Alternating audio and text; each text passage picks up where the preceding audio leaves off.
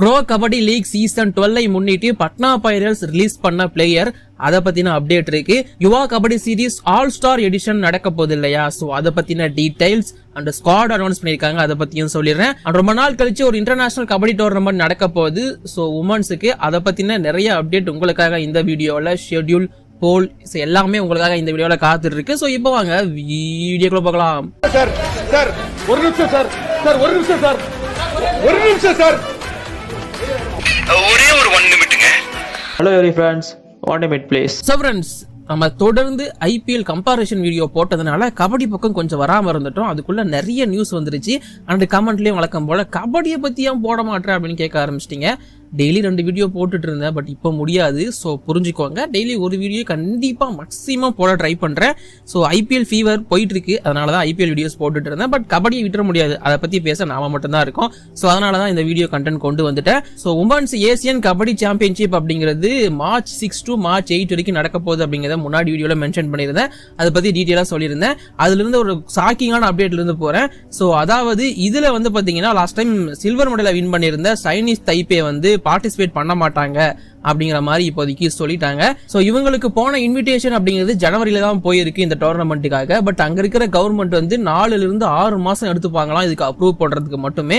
So கொஞ்சம் லேட்டா invitation போனதுனால சோ இந்த சைனீஸ் தைப்பாவால இந்த டோர்னமெண்ட்ல வந்து பார்ட்டிசிபேட் பண்ண முடியாது. சோ அதனால இப்போதைக்கு அவங்க வந்து வெளியே போயிட்டாங்க, விலகிட்டாங்க அப்படிங்கறத சொல்லியிருக்காங்க.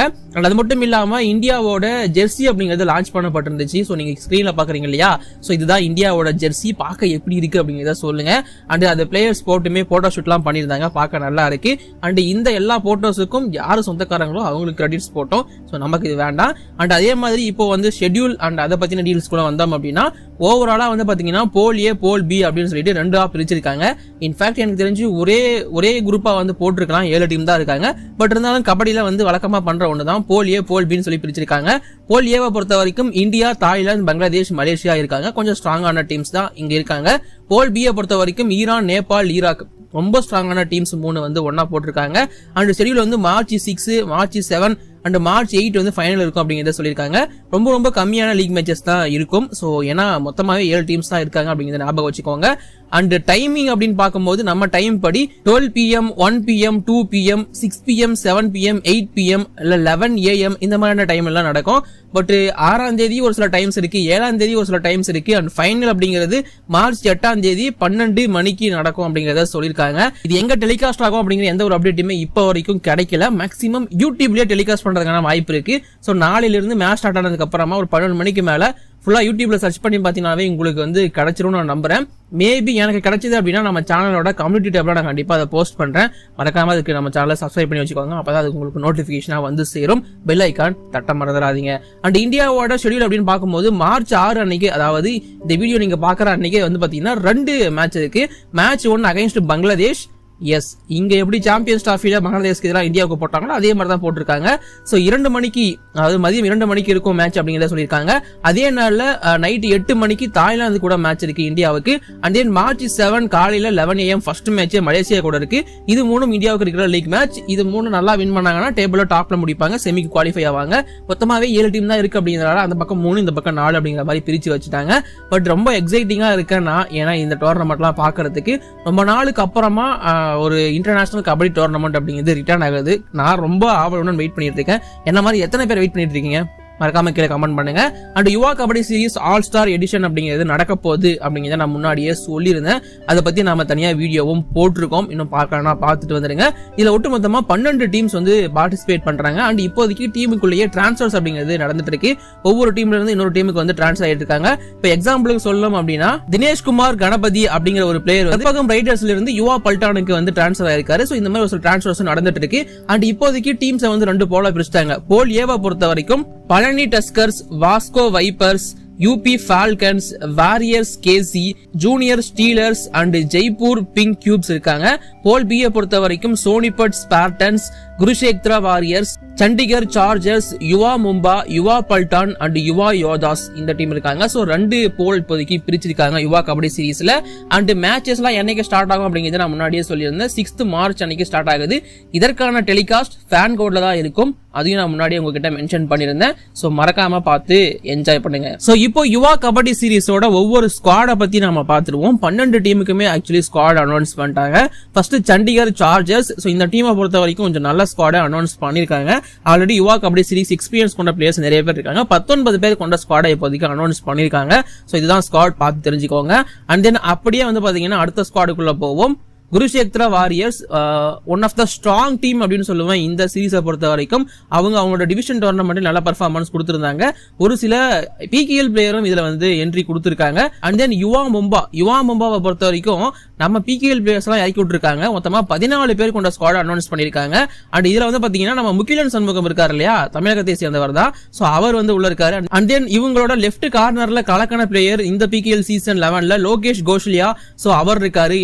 And one of the domestic டேலண்டான அபிமன்யு ரகுவன்ஷி, சேட்டன் சௌத்ரி, பிரேம் சிரஜ் மண்டல், பாலபாரதி மாதிரியான பிளேயர்ஸ் எல்லாம் இறக்கிருக்காங்க. ஒரு சில பிளேயர்ஸ் தமிழ்நாட்டுல இருந்து எடுத்துட்டு போயிருக்காங்க. இன்ஃபேக்ட் நான் சொல்லணும் அப்படின்னா முகிலன் சண்முகம் களமிறங்குறாரு, பாத்துக்கோங்க.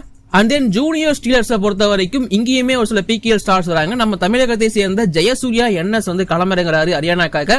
கண்டிப்பா அவர் டீமை வந்து பயங்கரமா லீட் பண்ண வாய்ப்பு இருக்கு. பிரைமரி ரைடரும் அவர் தான், ஜெயசூர்யா என்எஸ். ஒரு சம்பவம் பண்ண காத்துட்டு இருக்காங்க. ஓவராலா 18 பேர் கொண்ட ஸ்குவாட அனௌன்ஸ் பண்ணிருக்காங்க. கண்டிப்பா நல்லா இருக்கு ஸ்குவாடு. வெயிட் பண்ணி பார்ப்போம் ஹரியானா ஸ்டீலர்ஸ் என்ன பண்றாங்க அப்படிங்கிறது. சாரி, ஜூனியர் ஸ்டீலர்ஸ் என்ன பண்றாங்க அப்படிங்கிறது. அண்ட் இது இல்லாம அடுத்த ஸ்குவாடு கூட என்ட்ரி ஆனோம் அப்படின்னா யூபி ஃபால்கன்ஸ். சோ இந்த டீமை பொறுத்த வரைக்கும் யுவா கபடி சீரிஸ்ல ஃபேமஸான பிளேயர்ஸ் அண்ட் டொமஸ்டிக் அளவுல ஃபேமஸான பிளேயர்ஸ் மட்டும் தான் அனௌன்ஸ் பண்ணிருக்காங்க. அண்ட் தென் வாஸ்கோ வைப்பர்ஸும் யுவா கபடி சீரிஸ்ல நல்ல பெர்ஃபார்மன்ஸ் கொடுத்த 20 பேர் கொண்ட ஸ்குவாடு. அண்ட் அது மட்டும் இல்லாம ஒரு சில யங்ஸ்டர்ஸையும் பிக் பண்ணி உள்ள போட்டிருக்காங்க. இந்த ஸ்குவாடும் பார்க்க நல்லா இருக்கு. பட் அந்த அளவுக்கு மற்ற டீம்ஸை கம்பேர் பண்ணும்போது இது அந்த அளவுக்கு பெருசா இல்ல அப்படிங்கறத சொல்லிதான் ஆகணும். அண்ட் அடுத்த டீம் வந்து பாத்தீங்கன்னா வாரியர்ஸ் கேசி அப்படிங்கிற டீம் தான், பெங்கால் வாரியர்ஸோட யங் டீம். சோ இதுலயுமே ஒரு சில பிகேஎல் பிளேயர்ஸ் உள்ள இருக்காங்க. அண்ட் 14 பேர் கொண்ட ஸ்குவாடா இந்த டீம் அனௌன்ஸ் பண்ணிருக்காங்க. சுமித் ராத்தி, லலித் தலால், அக்ஷித் குமார் மாதிரியான பிளேயர்ஸ் எல்லாம் உள்ள வந்திருக்காங்க. கண்டிப்பா இந்த ஸ்குவாட் நல்லா இருக்கு. அண்ட் யூபி யோதாஸோட யங் டீமான யுவா யோதாஸ், இந்த டீமும் கொஞ்சம் எக்ஸ்பீரியன்ஸ் கொண்ட பிளேயர்ஸோட உள்ள இறங்குறாங்க. கண்டிப்பா இந்த டீமுமே பார்க்க நல்லா தான் இருக்கு.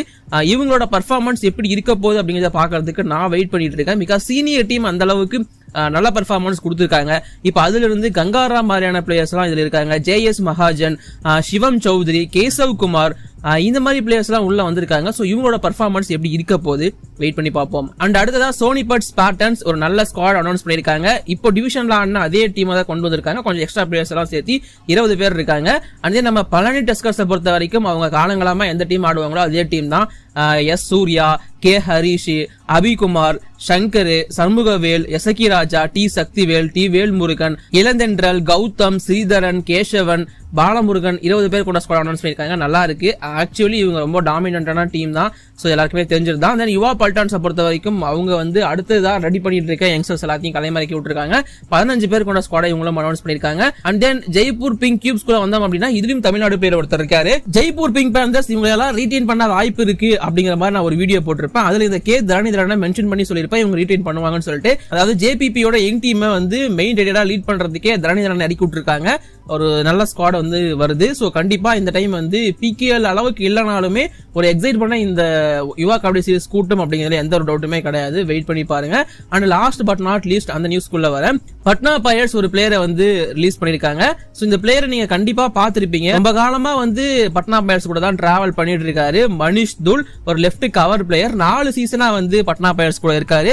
நீ போதும்பா அப்படிங்கிற மாதிரி இப்போதைக்கு முடிவு பண்ணி பட்னா ரிலீஸ் பண்றாங்க. இன்ஃபேக்ட் அனுப் குமார் வந்ததுக்கு அப்புறமா இந்த மாதிரியான சேஞ்சஸ் எல்லாம் நான் எதிர்பார்த்ததுதான். பட்னா பைரட்ஸ் பிகேஎல் சீசன் 12க்காக ஃபர்ஸ்ட் ரிலீஸ் பண்ண பிளேயரா இந்த மனிஷ் துல் இருக்காரு. இந்த மாதிரியான அப்டேட்ஸ் தொடர்ந்து நம்ம சேனலை ஃபாலோ பண்ணிக்கோங்க. இப்போதைக்கு வீடியோ நான் முடிச்சுக்கிறேன். தேங்க்யூ.